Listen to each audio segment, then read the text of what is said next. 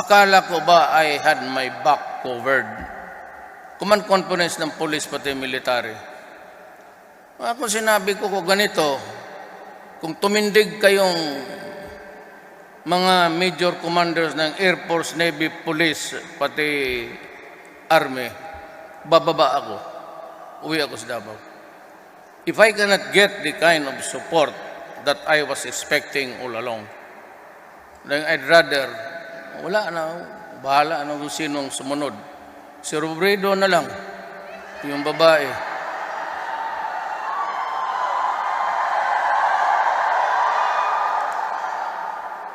Wala kayong makuha dyan sa totoo lang. Alam mo bakit? Hindi naman sa may isang senator, I will not mention his name because he's not a lawyer, but si Robredo, there was this topic about gifts being given to the police. Meron akong ninja ngayon, pag uwi ko talagang upakan ko itong mga putang inang police na to. Yung tawag nilang ninja, yung talagang nagdudruga ang mga gago. They were identified and tapos na ang Congress nag-investigate. Ang police under ni Anyo, the ALG. Sabi ko kay Secretary Anyo, you investigate first because that is part of due process. Yung opisina ko kasi is not an investigating agency, it's an office of the President. You look for, sabi ko, kayong mga iyo yan police. DILG kasi police, jail, local governments. Kanya yan. Sabi ko, imbestigahin mo muna. Bahala ka na. Basta ako, galit talaga ako sa mga yawa na yan. Pero anyway, ito'y garantiya. Before my term ends, I have 2 years and so many months left. Ubusin ko talaga ito mga putang ina na to. Tingnan mo. Ngayon, didemanda ako ng International Court of Justice. Sabi ko, hindi naman siguro lahat talagang guilty. But if somebody has to answer for it, sabi ko sa police pati military, do what I tell you to do. I only order legal things. Alam ninyo yan. Sunod kayo. But if the time comes when there is an accounting for everything, as somebody has to be, sabi ko akin lahat yan. I gave the orders.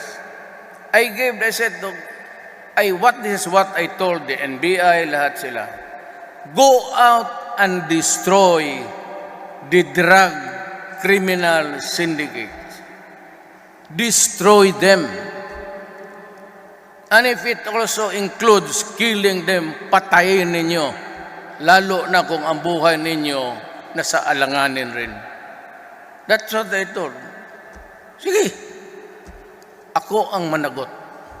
So at the end of my term, baka ma-firing squad ako, baka they will hang me, or electric chair.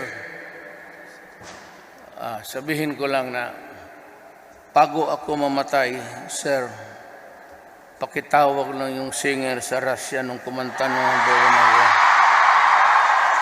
Mag-duet lang kami ng ikaw.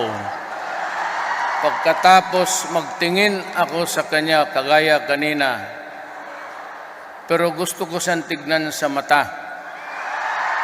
Pero ang mata ko, yung isang mata ko dito sa mata niya. Yung isang mata ko umiikot kung saan pumupunta. Ganon ako May talent na magtingin ako sa iyo. Yung isang mata ko bumaba. Kita mo maliit yung isa?